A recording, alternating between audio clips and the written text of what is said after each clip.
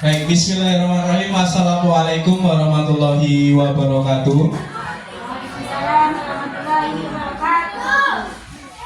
Puji syukur malah kita panjatkan kehadirat Allah Subhanahu wa Ta'ala, yang mana pada siang hari ini, di kesempatan hari ini, kita bisa berkumpul dalam sesi diskusi mengenai budaya positif.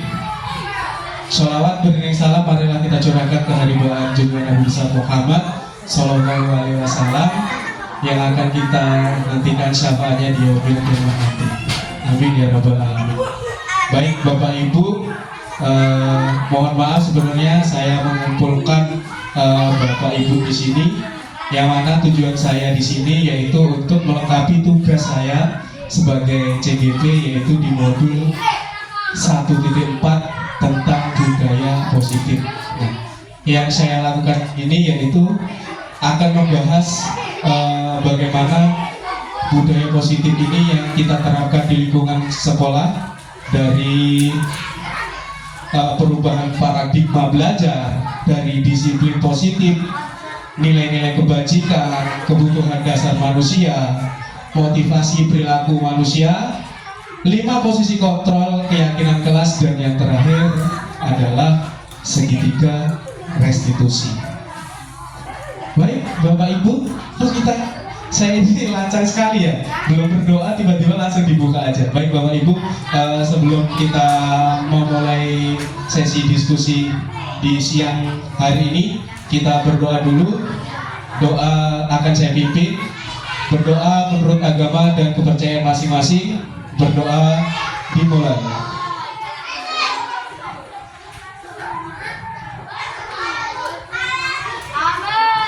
Berdoa selesai.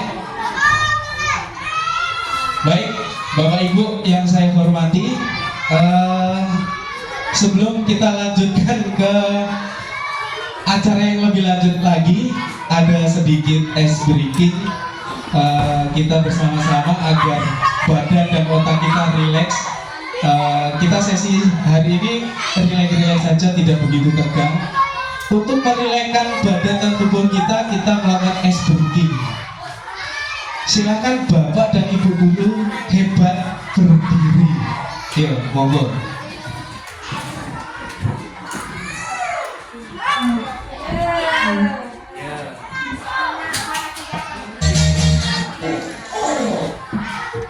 Siap ya?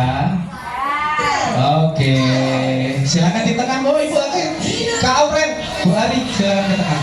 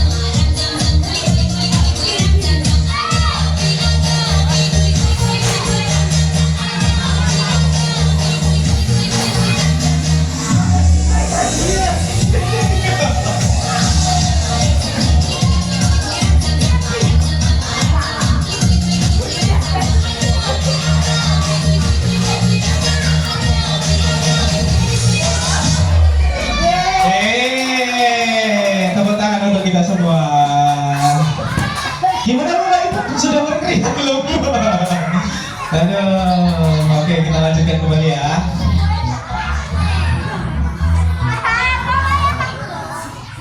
Oke.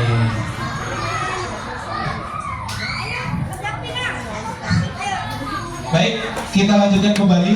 Yang pertama yaitu tentang pembelajaran dengan paradigma baru.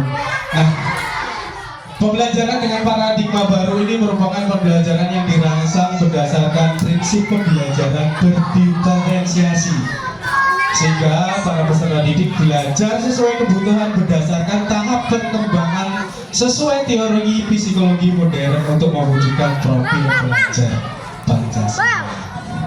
Oke, Bapak Ibu, masih ingat gak dimensi dari profil pelajar Pancasila itu apa saja? Ayo. Yang pertama Pak, beriman, takwa pada Tuhan. Nah, terus? Oke, terus?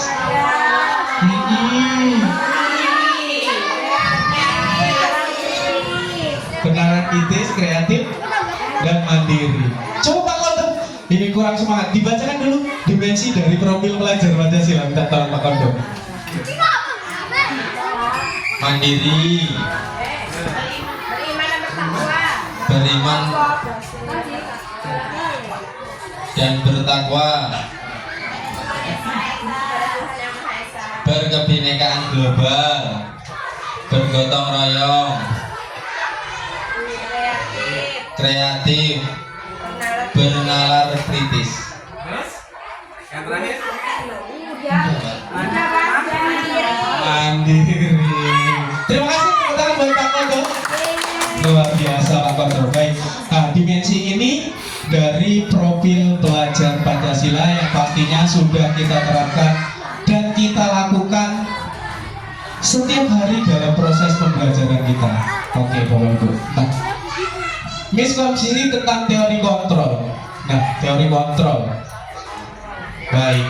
Ilustrasi guru mengenai kontrol murid itu bagaimana? Ilustrasi bahwa semua penguatan positif, efektif, dan bermanfaat. Ilustrasi bahwa kritik dan membuat rasa bersalah mampu menguatkan karakter. Ilusi bahwa orang dewasa berhak memaksa. Dalam 5 teori kontrol ini, yang pertama biasanya kita ini sebagai guru biasanya dalam menyelesaikan suatu permasalahan. Nah, kita ini ada beberapa teori kontrol. Biasanya kita ini yang pertama biasanya kita lakukan adalah sebagai kita kalau sebagai seorang guru, misalnya ada sebuah permasalahan, misalnya ada nadu itu berantem. Pasti hal yang pertama kita lakukan adalah memanggil nadu tersebut. Biasanya kita sebagai guru itu biasanya kita langsung menyuruh nadu, nadu keliling lapangan dulu 5 kali, atau nado kita suruh push up 20 kali. Nah, itu posisi kontrol kita itu adalah sebagai penghukum, atau bagaimana kita biasanya juga kita sebagai pemantau, hanya kita memantau. Oh, kamu ini nado. Nah, itu biasanya. Akan tetapi jauh lebih baik kalau seandainya kita ini menjadi seorang manajerial. Jadi anak ini tidak dihukum, akan tetapi biasanya kita alusin dulu. Nando, kesini dulu Nando. Kamu tadi ngapain Nando? Dielem-elem dulu. Habis dielem-elem, baru ditanyakan, kamu sebenarnya tadi kenapa Nando kok bisa berkelari? Baru ditanya, baru dikasih solusinya. Jadi bukan kita langsung menjas hukumannya Nando, ataupun disuruh push up, disuruh lari, atau dikeliling lapangan, atau disuruh ngepel WC. Itu tidak seperti itu, Bapak Ibu, ya. Baik. Yang ketiga yaitu mengubah paradigma stimulus respon ke pendekatan teori kontrol. Nah, stimulus respon ini yang pertama adalah realitas. Realitas itu adalah kebutuhan. Teori kontrol kita yaitu tentang kebutuhan kita ini berbeda-beda. Ada beberapa kebutuhan dasar, ada 5 kebutuhan dasar dalam manusia. Yang pertama yaitu tentang cinta dan kasih sayang. Yang kedua adalah kesenangan, kebebasan. Nah, di SD kita ini biasanya permasalahannya, kebutuhannya kadang di masalah penguasaan. Bagaimana anak kita ini kalau bisa menguasai bahwa dia ini yang benar-benar bisa membawahi anak-anak yang lain. Misalnya ada seorang anak ini ngegek, kalau di sini biasanya ngegek, minta duit kepada sesama teman. Dan kebutuhannya mungkin kalau kita tanya kebutuhannya itu kenapa, mungkin bermacam-macam alasannya. Seharusnya kita sebagai guru juga tidak bisa langsung menghukumnya, akan tetapi kita tanyakan dulu, ditarik ulur permasalahannya kenapa, kita dekatkan lagi. Kebutuhan kenapa kok bisa sampai si anak tersebut itu ngegek ke anak yang lain, kita tanyakan. Biasanya kalau di sini setelah saya amati, yaitu pengen bahwasanya itu anak tersebut ini pengen menjadi suatu yang disegani. Kalau di sini, selain ada juga yang mencuri, kadang butuh, emang bukan karena untuk bertahan hidup. Kalau untuk bertahan hidup mungkin stigma kita kebutuhannya akan berlanjut. Akan tetapi ini permasalahan di anak. Di anak mungkin karena kurang rasa kasih sayang juga bisa. Seperti itu. Kemudian semua orang melihat hal yang sama. Setiap orang memiliki gambaran yang berbeda. Ada ketika kita mencoba mengubah orang agar berpandangan sama dengan kita juga teori kontranya tentang berusaha memahami pandangan orang lain tentang di dunia. Kemudian orang lain bisa mengontrol saya, hanya Anda yang bisa mengontrol diri saya, Anda. Saya bisa mengontrol orang lain, Anda tidak bisa mengontrol orang lain.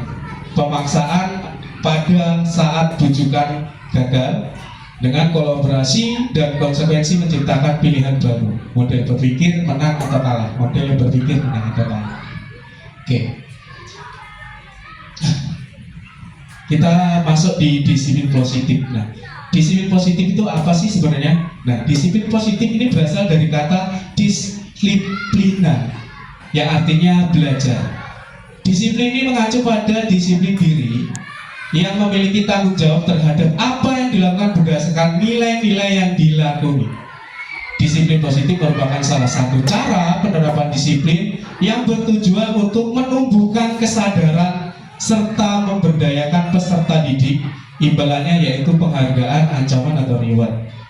Sebagai pendidik, tujuannya kita adalah menciptakan peserta didik yang memiliki disiplin diri sehingga mereka berperilaku mengacu pada nilai-nilai kebajikan yang universal dan memiliki motivasi intrinsik dalam perubahan perilaku ke arah yang lebih baik. Nah, disiplin positif ini adalah penerapan tujuannya adalah menumbuhkan kesadaran. Berarti menumbuhkan tanggung jawab pada anak-anak peserta didik kita. Bukan berarti kita paksakan bahwa anak itu untuk menjadi disiplin. Tidak seperti itu. Yang pertama yaitu tentang kita sadarkan dulu anak tersebut. Kita edukasi terlebih dahulu bahwa disiplin ini memang penting dalam kehidupan kita. Bukan berarti nanti ada bapak ibu guru di sini, mentang-mentang anaknya terlambat, langsung, yes. Kenapa kamu terlambat? Hah? Kenapa? Kenapa terlambat? Dah, pilih sana. Bukan pergi seperti itu ya bapak ibu. Tetapi kita halus-halus lagi, dirayu-rayu lagi, kita tarik ulur lagi. Kenapa nak kok terlambat? Nah, pasti bercerita. Nah, itu biar bercerita. Lalu kita kasih apa? Kasih motivasi, kasih kesadaran. Supaya apa? Kesadarannya itu tumbuh. Seperti itu. Nah, nilai-nilai kebajikan terkait nilai yang disepakati bersama lepas dari suatu bangsa, agama, bahasa maupun latar belakang. Contoh nilai kebajikan institusi atau organisasi yaitu tentang belajar Pancasila, beriman dan bertakwa pada Tuhan Yang Maha Esa, dan berakhlak mulia, berkebinekaan global, gotong royong, mandiri, kreatif, dan bernalar kritis. Nah, itu adalah dimensi dari profil belajar Pancasila. Kemudian Ibo Primary Yours, program PYP, toleransi, rasa hormat, integritas, mandiri, menghargai, antusias, empati, keingintahuan, kreativitas, kerjasama, percaya diri, dan komitmen. Sedangkan life skill atau keterampilan hidup yaitu dapat mempercaya, lurus hati, tegar, yang aktif, tidak merendahkan orang lain, dan memberikan yang terbaik pada diri. Baik. Nah, kita kembali lagi di kebutuhan dasar manusia. Kebutuhan dasar manusia adalah segala sesuatu yang kita lakukan untuk mendapatkan apa yang kita inginkan. Seluruh tindakan yang kita lakukan memiliki tujuan tertentu, dan semua usaha yang terbaik yang kita lakukan dalam rangka agar kebutuhan dasar kita terpenuhi. Nah, ini adalah 5 dasar kebutuhan manusia. Yang pertama tadi sudah saya cuplik tentang cinta, kasih sayang, dan rasa diterima. Kemudian ada penguasaan, ada kebebasan, kesenangan, kemudian ada bertahan hidup. Nah, untuk bertahan hidup ini sudah pasti sebagai orang kita pasti akan bertahan hidup dari kebutuhan dasar manusia. Yang pertama, untuk bertahan hidup yang dibutuhkan itu apa aja? Yaitu pertama adalah makan, makanan, pakaian, tempat tinggal, keamanan, serta kesehatan. Nah, kemudian dari kasih sayang dan rasa diterima, pasti yang pertama adalah rasa diterima, dipedulikan oleh orang lain. Berbagi, kerjasama, membagi bagian dalam kelompok. Penguasaan. Nah, di sini nih rata-rata ingin menguasai karena memang karakter di sini adalah kalau kita mempunyai gelar atau adat yang tinggi, kita ini punya harga diri yang tinggi juga. Di sini yang pertama adalah penguasaan tentang harga diri, keinginan untuk dianggap, memimpin, berprestasi, diakui dan didengar. Sedangkan kebebasan yaitu mandiri, memiliki pilihan, mencoba hal baru, mampu mengendalikan arah dirinya. Sedangkan kesenangan ya seperti anak-anak biasanya kalau melempar sampah, mengganggu orang lain, itu karena memang kodrat alam anak tersebut ya memang pengen mencari kesenangan seperti bermain, humor, antusiasme, tertawa, seperti itu. Baik, kita masuk di motivasi perilaku manusia untuk menghindari ketidaknyamanan atau hukuman. Yang kedua, untuk mendapatkan imbalan atau penghargaan dari orang lain. Sedangkan yang ketiga, yaitu untuk menjadi orang yang menerima, diinginkan, menghargai diri sendiri dengan nilai-nilai yang mereka percaya. Nah, motivasi perilaku manusia ini ada 2, Bapak Ibu. Motivasi intrinsik dan ekstrinsik. Kalau ekstrinsik ini adalah pasti motivasinya pengaruhnya dari luar, dari lingkungan, dari keluarga, teman. Sedangkan kalau motivasi intrinsik ini yang berada di dalam diri kita, dari nilai-nilai diri kita, motivasi dengan nilai-nilai tanggung jawab dan yang lain. Seperti itu, Bapak Ibu ya. Nah, baik. Nah, di sini kita masuk di hukuman, konsekuensi, dan restitusi. Sesuai yang saya bilang tadi, kita sebagai guru biasanya yaitu jasnya anak itu langsung mengenai hukuman. Nah, hukuman ini biasanya tidak terencana, spontanitas. Misalnya ada anak yang datang terlambat, pasti spontanitas kita ini anak tersebut disuruh, kalau nggak suruh ngepel. Oke, baik Bapak Ibu, kita lanjutkan. Kita masuk di motivasi perilaku manusia. Nah, motivasi perilaku manusia ini ada 2. Yang pertama adalah motivasi ekstrinsik dan motivasi intrinsik. Nah, motivasi ekstrinsik itu ada 2, untuk menghindari ketidaknyamanan atau hukuman, kemudian untuk mendapatkan imbalan atau penghargaan dari orang lain. Sedangkan motivasi intrinsik yaitu untuk menjadi orang yang diinginkan dan menghargai diri sendiri dengan nilai-nilai yang mereka percaya. Baik, di sini kita lanjutkan kembali tentang hukuman, konsekuensi, dan restitusi. Nah, hukuman ini Biasanya hukuman ini tidak terencana atau tiba-tiba. Kemudian murid itu tidak tahu apa yang akan terjadi atau tidak dilibatkan. Kemudian bersifat satu arah. Kemudian biasanya hukuman ini berupa hukuman fisik atau psikis. Misalnya hukuman fisik disuruh push up, suruh lari. Sedangkan hukuman fisikis ini biasanya dengan kita memarah-marahi anak. Jadi mentalnya anak itu bisa kena. Kemudian dengan konsekuensi. Nah, konsekuensinya ini apa dari hukumannya? Biasanya konsekuensi ini terencana, disepakati sesuai peraturan yang berlaku di sekolah. Kemudian murid tetap dibuat tidak nyaman. Sikap guru selalu memonitor. Jadi murid tersebut itu selalu diawasi dan dimonitor. Nah, kemudian yaitu restitusi. Nah, terkait masalah restitusi ini dari proses menciptakan kondisi bagaimana murid untuk memperbaiki kesalahannya.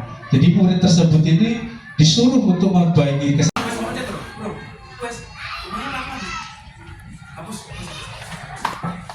Lihat lagi ya, Bu, Bapak Ibu guru hebat. Restitusi itu apa sih? Proses menciptakan kondisi bagaimana murid untuk memperbaiki kesalahannya. Kemudian proses ini kolaboratif, mengajarkan murid untuk mencari solusinya sendiri. Bagaimana ini anak ini dituntut untuk mencari solusinya sendiri. Misalnya, kalau tidak piket, berarti anak tersebut biasanya untuk memperbaiki kesalahannya apa? Biasanya dengan meminta maaf dan akan piket dan bersihkan kelas, seperti itu ya Bapak Ibu. Kemudian 5 posisi kontrol guru. Nah, ini yang perlu sangat krusial kita. Yang pertama yaitu ini biasanya yang kita lakukan, yaitu yang pertama adalah sebagai penghukum. Kemudian pembuat merasa bersalah, teman dan pemantau serta manajernya. Mungkin kalau di sini kalau kita mau menyelesaikan sebagai posisi kontrol, kalau kita diajak sebagai teman, biasanya juga agak kurang pas. Kalau kita terlalu dekat dengan murid kita, kadang murid kita ini terlalu apa Bu? Melunjak ya Bu ya. Kadang malah tidak menghargai dan menghormati kita. Kemudian kita sebagai pemantau hanya memantau saja. Dan yang paling pas menurut kita lanjutkan Bapak Ibu tentang 5 posisi kontrol guru. Yang pertama adalah penghubung, yang kedua adalah pembuat rasa bersalah, teman, pemantau serta manajerial. Baik, sesuai yang saya tadi cuplik, biasanya kita ini sebagai guru ini biasanya berposisi sebagai penghukum. Jika ada anak membuat kesalahan, biasanya kita spontanitas. Langsung kita suruh anak tersebut tuh suruh ngapain. Kalau enggak kita marah-marah dulu, kita ojek-ojek dulu. Seperti itu. Kemudian ada lagi kita menyelesaikan dalam posisi kontrol ini kadang diajak sebagai teman. Kadang kalau di sini ini kita terlalu baik, kalau kita anggap murid kita ini sebagai teman, kadang murid kita ini malah disalahgunakan. Jadi murid kita ini bahasanya agak melunjak sama kita, tidak hormat lagi, tidak menghargai kita lagi. Dan yang paling pas adalah di sini kalau menurut saya adalah kita sebagai manajer. Seperti itu. Ya Bapak Ibu ya. Baik, berikut ini adalah contoh penerapan 5 posisi kontrol guru. Nah, yang pertama adalah kalau kita posisi penghukum, biasanya disuruh hormat bendera selama 1 jam. Ada di sini Bapak Ibu guru. Kalau murid kita ini salah, misalnya terlambat, tidak mengerjakan PR, ataupun bolos, ataupun membuat kesalahan yang lain nih, biasanya disuruh hormat ke bendera selama 1 jam. Ada Bapak Ibu? Ada yang disuruh push up? Ada? Ada. Disuruh lari keliling lapangan? Ada ya? Ada. Yang kedua yaitu sebagai pembuat rasa bersalah. Beberapa kali atau Bapak Ibu harus memberitahu dulu, kamu ini selalu saja mengecewakan Bapak Ibu. ngoceh-ngoceh dulu, dumel dulu. Jadi bapak ibu di sini ngedumel terus sama muridnya, sampai muridnya itu dibuat merasa paling tersalah, merasa paling tersakiti murid tersebut, ya. Kemudian sebagai ini, nah ini adalah sebagai manajerial, ya, yang sebagai teman tadi keselip. Nah, kalau kita seandainya sebagai teman, ya itu yang saya bilang tadi bapak ibu guru. Kadang murid kita ini kalau kita terlalu dekat, murid kita ini menganggap kita ini malah los-losan saja, melunjak. Kita tidak dihargai lagi, ngomongnya semau-mau, lo buat gua, seperti itu. Ya. Nah, dan yang terakhir yaitu tentang manajer. Nah, manajer ini seperti apa sih? Kesalahannya contohnya. Nah, apakah kamu tahu kesalahan kamu? Kira-kira kamu ini bagaimana memperbaiki kesalahanmu? Nah, seperti itu. Jadi, anak tersebut ini disuruh mencari solusi sendiri dari permasalahan tersebut. Tidak semata-mata langsung dihukum, dialus-alus dulu, dirayu-rayu dulu, dielus-elus dulu, supaya anak tersebut ini sadar, ya, sadar bahwa dia itu memang bersalah. Kemudian anak tersebut itu ditanya, kalau seandainya kamu membuat kesalahan seperti ini, yang sebaiknya kamu lakukan itu seperti apa, nak? Misalnya nih, anak tersebut tidak mengerjakan PR, berkali-kali tidak mengerjakan PR. Sudah kadang dipanggil dengan orang tuanya, sudah dikasih pendampingan individu, tapi ya kadang tetap aja masih tidak mengerjakan PR. Nah, inilah pentingnya manajer bagi murid. Baik, Bapak Ibu, kita lanjutkan. Nah, posisi kontrol apakah yang aku saat ini? Nah, ayo. Kalau posisi saya kecewa sekali dengan kamu, posisi kontrol apa tadi? Kan tadi ada 5 posisi kontrol Bapak Ibu. Yang pertama adalah sebagai penghukum, kemudian rasa bersalah, kemudian sebagai teman, kemudian pemantau, dan yang terakhir sebagai manajer. Nah, kalau ada kata-kata saya kecewa sekali dengan kamu, saya kecewa sekali dengan kamu, seperti apa? Membuat rasa bersalah. Saya kecewa dengan kamu. Jadi ngedumel terus. Jadi anak ini dibuat merasa paling bersalah dan paling tersakiti. Kemudian kamu ini tidak pernah benar-benar melakukannya. Apa? Kamu tidak pernah benar melakukannya. Pemantau. Terus, apa rencanamu untuk menyelesaikan masalah ini? Ayo. Sebagai manajer. Jadi anak tersebut ini dicari, suruh merencanakan dan mencari solusinya, jalan keluarnya seperti apa. Seperti itu. Nah, kalau ini, kamu tidak pernah mendapatkan nilai jika tidak mengerjakan tugas. Ayo. Sebagai penghukum, hukumannya apa? Tidak mendapat nilai jika tidak mengerjakan tugas. Nah, baik, kita lanjut di keyakinan kelas. Nah, keyakinan kelas ini ada yang tahu Bapak Ibu itu apa? Keyakinan. Kalau keyakinan ini berarti artinya apa? Kita yakin.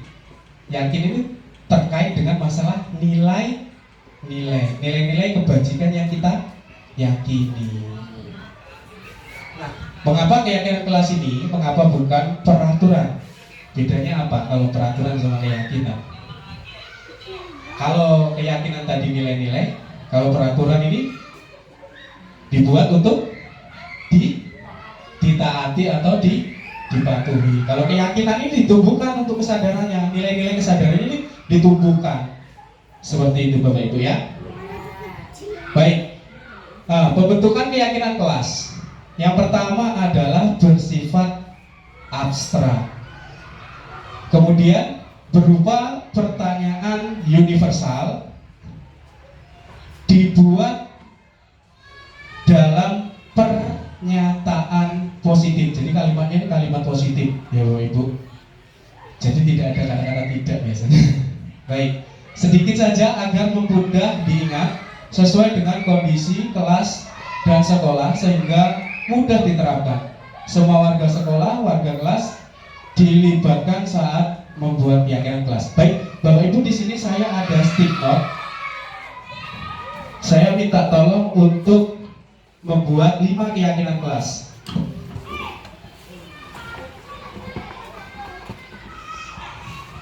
Terus lanjut aja biar durasinya.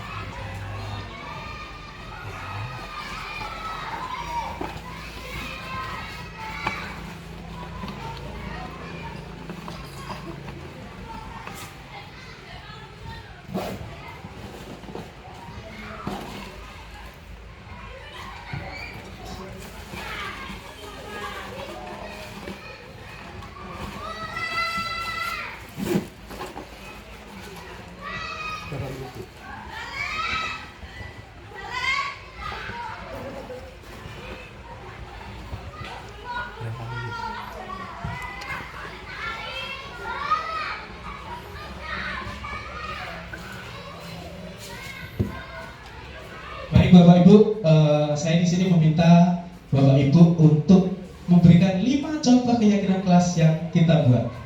Misalnya anak ini kalau di kelas ini hampir jadi kesempatan kelas, tapi ini merupakan keyakinan yang tidak dipaksa. Tuliskan aja 5. Contohnya tidak boleh membuang sampah, tidak boleh nyoret-nyoret, tidak boleh memukul teman dan sebagainya.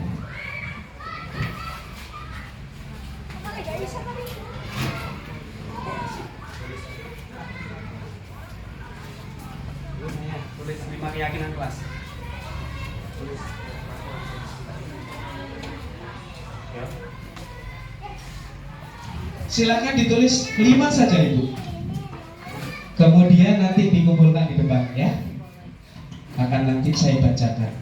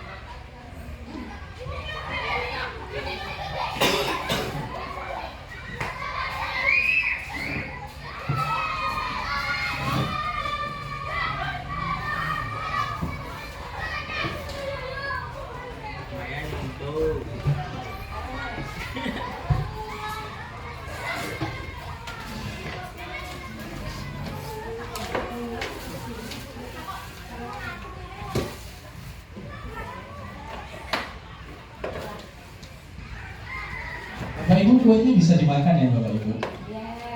Santai aja, relax saja, bisa dimakan kuenya. Tadi di awal kita tidak membuat kesepakatan bersama ya, lupa saya, maaf ya.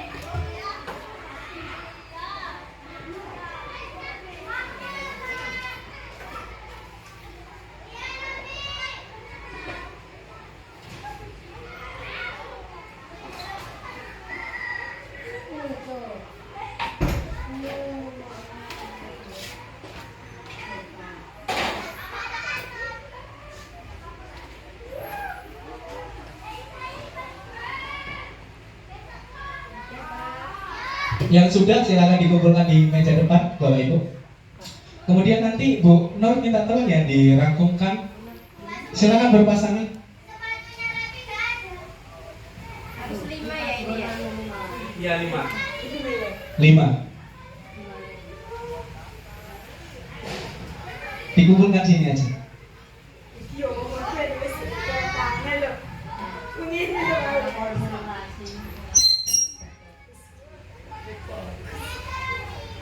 Gimana Kak?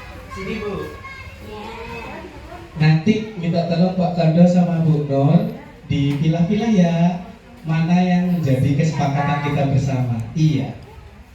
Tempelin ya.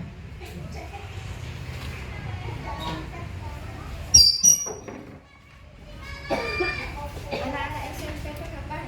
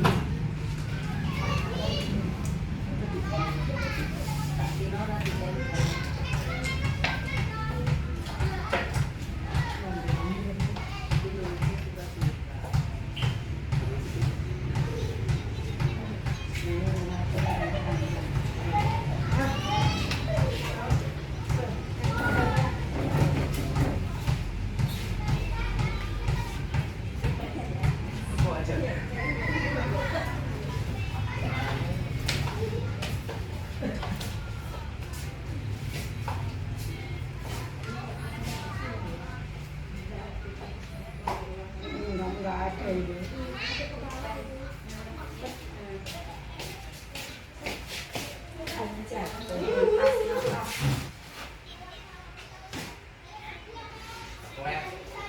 Mau coklat nih. Ntar ya Bapak Ibu sabar ya. Bentar ya guys. Ini sudah berani sebenarnya.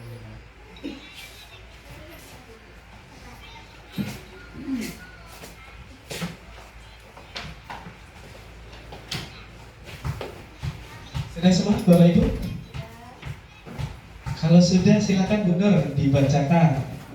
Nanti kita cari yang sama. Yang sama nanti kita ubah menjadi kalimat yang positif.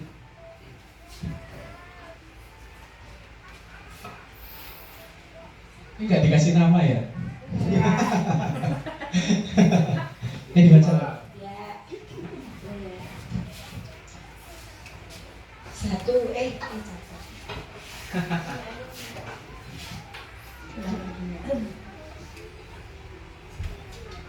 kamu jadi dapur dulu, Sa. Oke.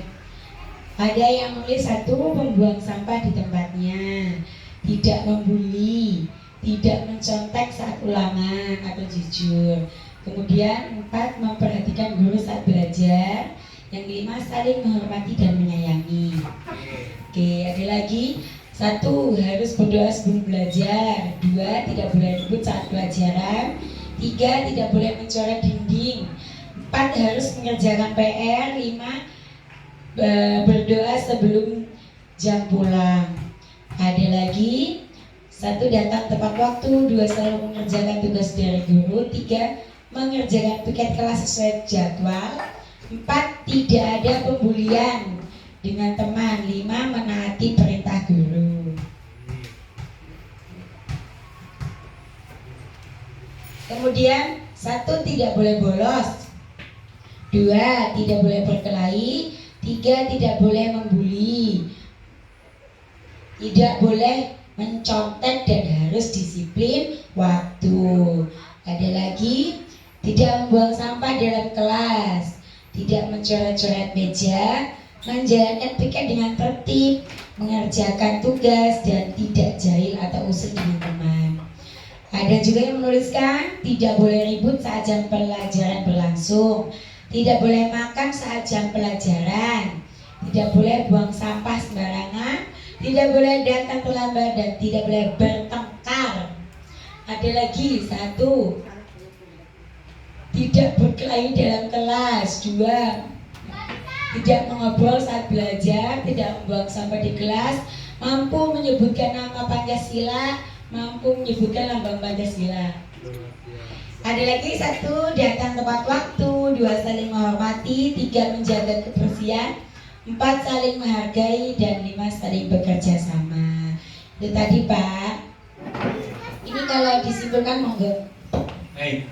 Nah, di sini Bapak Ibu guru hebat tadi sudah memberikan 5 contoh dalam membuat keyakinan kelas. Nah, oke, kita tarik bersama dulu Bapak Ibu. Oke, dalam memberikan keyakinan kelas, kalau seandainya yang pertama itu sebaiknya apa, Pak? Apakah langsung tiba-tiba membuang sampah pada tempatnya, tidak membuli? Biasanya kalau awal itu diawali dengan harus doa dulu. Kemudian baru habis berdoa ada lagi menjaga, kayak mencoret nih. Seharusnya kan kalau keyakinan kelas kan kalimatnya dalam positif. Kalau tidak boleh membuli, seharusnya kata-katanya kalau tidak boleh membuli itu berarti menjaga, saling menghargai dan menghormati sesama teman dan guru. Kemudian tidak boleh mencoret-coret dinding. Sama, ini ada sama, tidak mencoret-coret dinding, meja. Berarti kalau tidak boleh itu seharusnya kita ubah menjadi kalimat positifnya. Kalau jadi positif, kalau tidak boleh mencoret-coret dinding, meja, berarti seharusnya menjaga kebersihan dan kerapian. Seperti itu. Tidak ada pembelian sama, tidak berkelahi. Kalau tidak berkelahi seharusnya seperti apa Bapak Ibu? Kalau kalimat positifnya masuk di saling menyayangi dan menghormati ya. Masuk. Datang tepat waktu, boleh, bagus. Membuang sampah pada tempatnya, sudah positif. Seperti itu. Baik. Kita lanjutkan kembali Bapak Ibu. Nah, kita sudah membentukkan keyakinan kelas, sudah. Nah, dalam kayak segitiga restitusi. Nah, segitiga restitusi itu adalah suatu proses dialog yang dijalankan oleh guru agar dapat menghasilkan murid yang mandiri dan bertanggung jawab. Nah, di situ ada 3 segitiga restitusi. Yang pertama yaitu menstabilkan identitas. Kemudian validasi tindakan yang salah, dan yang terakhir adalah menanyakan keyakinan. Seperti itu. Nah, menstabilkan identitas ini seperti apa, Bu? Baik, berdasarkan prinsip membuat kesalahan adalah bagian dari proses pembelajaran. Nah, ini adalah contoh kalimat menstabilkan identitas. Yang pertama yaitu berbuat salah itu wajar. Kemudian tidak ada manusia yang sempurna. Ibu atau bapak juga pernah melakukan itu. Jadi distabilkan dulu. Ibu atau bapak tidak mau mencari siapa yang salah, tapi ibu atau bapak ingin mencari solusi dari permasalahan ini. Kemudian kamu berhak merasa begitu. Baik, selanjutnya yaitu validasi tindakan yang salah. Berdasarkan prinsip setiap perilaku berupaya untuk memenuhi suatu kebutuhan tertentu. Nah, berikut ini adalah contoh kalimat validasi tindakan yang salah. Yang pertama yaitu kamu pasti punya alasan mengapa melakukan hal itu. Kemudian yang kedua, padahal kamu bisa melakukan yang lebih buruk dari yang ini. Kemudian kamu patut bangga karena telah melindungi sesuatu yang penting buatmu. Kemudian kamu melakukannya karena mempertahankan sesuatu yang penting bagimu. Baik, dan yang terakhir yaitu tentang menanyakan keyakinan. Nah, berdasarkan prinsip teori kontrol bahwa pada dasarnya kita ini termotivasi secara intrinsik. Contoh kalimatnya saat menanyakan keyakinan, yaitu yang pertama, apa keyakinan kelas kita? Jadi ditanyakan dulu, keyakinan di kelas ini apa yang dibuat tadi? Yang sudah Bapak Ibu buat tadi ditanyakan, keyakinannya itu apa? Kemudian nilai-nilai apa yang telah disepakati? Yang ketiga, seperti apa gambaran sebuah kelas yang ideal menurut kamu? Kemudian, kamu ingin menjadi orang yang seperti apa? Nah, baik. Di sini saya minta tolong ya, Bu Dian sama Kak Aurel untuk mempraktekkan suatu keyakinan kelas. Ini ada sebuah diskusi. Nanti Bu Dian nanti sebagai gurunya dan Kak Aurel sebagai muridnya. Nanti sebagai observernya adalah Bu Nur. Ya. Jadi kata-katanya ini untuk menstabilkan identitas ini seperti apa, terus keyakinan kelasnya itu apa, ya? Baik.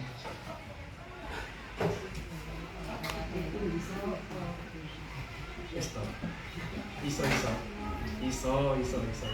Tinggal mau coba ibu, sabar. Tak buka definisi. Layu tak tinggi, padahal ini tak. Demonstrasi kontekstual.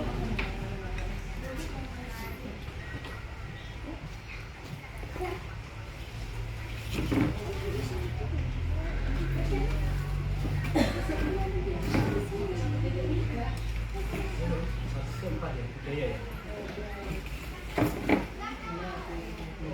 Kelas tugas.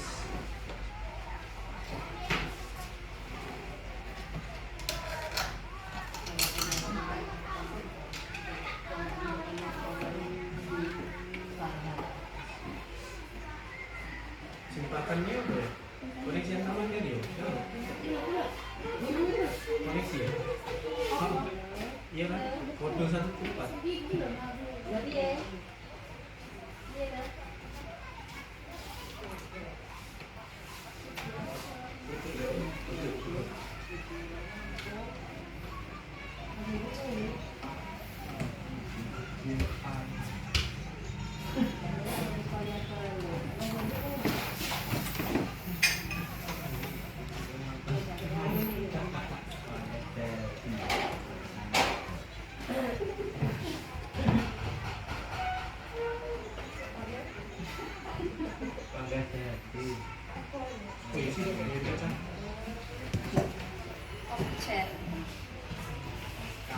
Di pause dulu Ci. Pause dulu. Baik, Bapak Ibu, kayaknya sudah lemas sekali kita sebelum praktek dari segitiga restitusi kita ice breaking terlebih dahulu.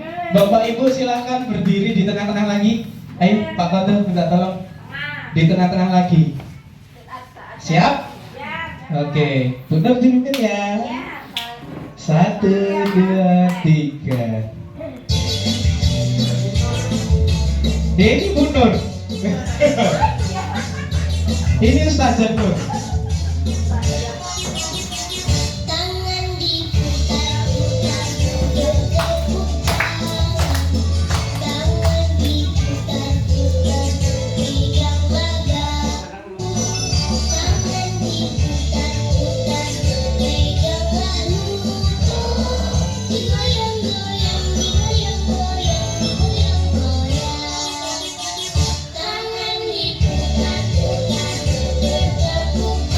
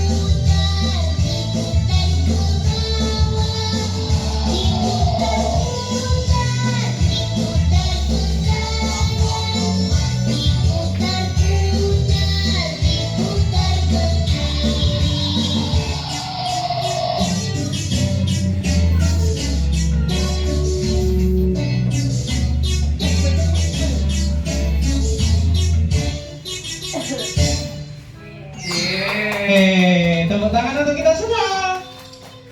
Oke, baik, kita kembali lagi ke selanjutnya, yaitu mempraktekkan dari segitiga restitusi kepada Bunda Dian dan Kak Aurel. Dipersilahkan, silakan berdiri Bunda. Sini aja.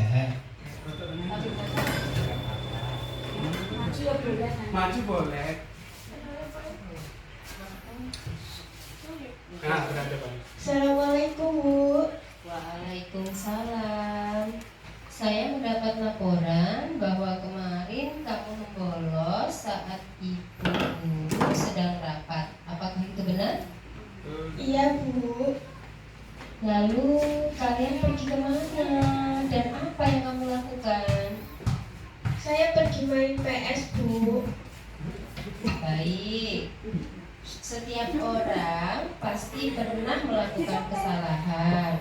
Coba kamu pikirkan, pergi main PS manfaatnya apa? Tidak ada Bu. Lalu membolos yang kamu lakukan kemarin itu benar atau salah? Salah Bu, saya sudah melanggar aturan dan membuatku jadi cemas. Dan juga bisa ditangkap oleh Satpol PP kalau ketahuan membolos. Kenapa kamu membolos? Kemarin saya bosan di kelas, kemudian ada teman yang mengajak untuk membolos. Maka dari itu kami membolos Bu. Sekarang kamu sudah sadar belum? Apakah masih akan membolos lagi? Sudah Bu, kami minta maaf, kami tidak akan membolos lagi.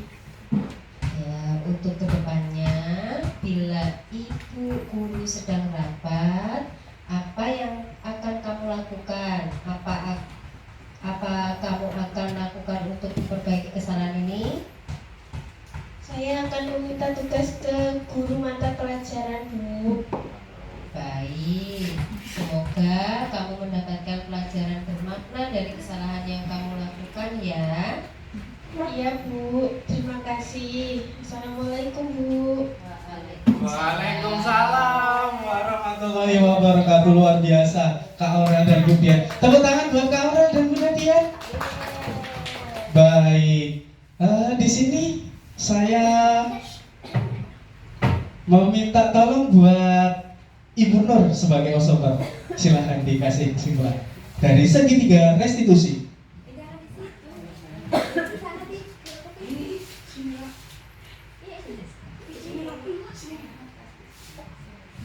Baik, saya akan menyimpulkan atau hasil observasi yang saya lakukan dari kasus yang terjadi. Tadi ada siswa membolos saat guru sedang rapat. Dari kasus tersebut, segitiga restitusi yang dilakukan oleh Bu Dian, yaitu yang pertama, Bu Dian menstabilkan identitas murid yang dengan kalimat baik, setiap orang pasti pernah melakukan kesalahan seperti itu. Kemudian Bu Dian melakukan validasi tindakan yang salah. Misalnya membolos yang kamu lakukan kemarin itu benar atau salah, seperti itu. Nah, ya. Kemudian apakah kamu sadar apa belum, seperti itu kan ya. Kemudian menanyakan keyakinan. Jadi untuk kedepannya apa yang akan kamu lakukan, apa yang akan kamu lakukan untuk memperbaiki kesalahan ini, seperti itu ya. Seperti itu Pak. Terima kasih. Assalamualaikum warahmatullahi wabarakatuh. Waalaikumsalam warahmatullahi wabarakatuh. Luar biasa. Tepuk tangan untuk Bu Nur. Ya, memang benar apa yang dikatakan oleh Bu Nur tadi, dari validasi identitas, menstabilkan identitas, stabilkan apa tadi? Ya, validasi tindakan dan menanyakan keyakinan. Sudah dijawab. Baik, kita lanjutkan kembali ya Bapak Ibu, dikit lagi.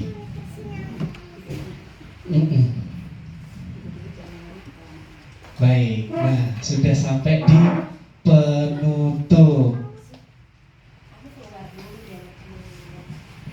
Baik, dalam penutup ini penerapan program disiplin positif hendaknya guru memiliki standar kepribadian yang profesional dan sosial yang baik, di mana guru mampu merefleksi dirinya dalam posisi kontrol saat ini. Bagaimana perjalanannya, dirinya sebagai among atau sebagai manajer yang menuntun murid-muridnya menjadi insan yang mandiri, merdeka, dan bertanggung jawab. Seperti itu. Baik, terima kasih semuanya Bapak Ibu atas waktunya yang telah diberikan kesempatan pada siang hari ini. Saya mohon maaf telah mengganggu waktunya Bapak Ibu dan meminta senggang waktu. Seharusnya Bapak Ibu bisa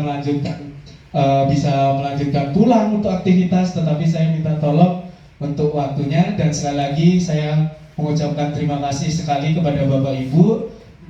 Mohon maaf jika ada salah-salah kata yang kurang pas dengan saya. Saya akhiri, wallahu muwaffiq ila aqwamit thoriq. Wassalamualaikum warahmatullahi wabarakatuh. Waalaikumsalam warahmatullahi wabarakatuh.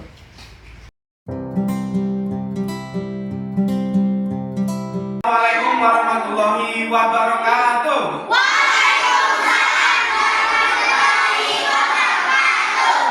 Baik, apa kabar semuanya? Baik. Lemas, kita tepuk semangat dulu yuk. Tepuk semangat.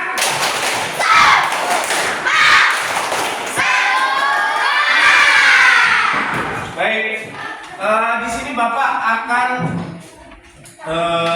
memberikan sedikit pemahaman tentang masalah keyakinan kelas. Sudah ada yang tahu keyakinan kelas itu apa? Keyakinan kelas belum tahu semua? Belum ya. Nah, keyakinan kelas ini merupakan hampir mirip-mirip dengan peraturan kelas. Nah, kalau peraturan kelas itu harus di apa? Ditaati apa dilanggar? Ditaati apa dilanggar? Nah, keyakinan kelas ini hampir mirip dengan peraturan kelas. Akan tetapi di situ kalau keyakinan kelas di sini ada nilai-nilai kebajikan. Di dalamnya ada nilai-nilai kebajikan yang kalian yakini bahwa keyakinan ini akan kalian lakukan dengan kesadaran diri, dengan penuh tanggung jawab. Nah, kemudian keyakinan kelas. Nah, keyakinan kelas ini nanti kalian bertugas membuat satu keyakinan kelas. Misalnya, kalau seandainya terlambat, nah dilarang terlambat. Nah, itu tetapi harus diubah menjadi kalimat positif atau pernyataan positif. Jadi kalau dilarang terlambat berarti harus apa? Tepat waktu. Jangan sampai ada kata-kata tidak, dilarang, jangan. Nah, saat membuat kalimat keyakinan itu gunakan kalimat yang positif atau pernyataan yang positif. Bisa dimengerti? Bisa ya. Contohnya itu tadi, misalnya terlambat. Kalau dilarang mencontek saat ujian, berarti kalimat positifnya kalau dibuat keyakinan berarti apa? Dilarang mencontek. Ayo, dilarang membuat curang berarti harus jujur. Bisa dimengerti ya? Bisa dipahami? Bisa. Oke. Di sini ada sebuah stick note yang kalian akan nanti menuliskan satu saja keyakinan kelas, ya satu saja, nggak usah dua. Nah, nanti kita akan samakan persepsi. Kalau seandainya ada yang sama, akan kita eliminasi, dan ini yang nantinya akan menjadi keyakinan kelas. Setelah kalian menulis, nanti kalian bisa tempelkan di sini stick note-nya, ya. Bisa dimengerti? Silakan pertanyaannya.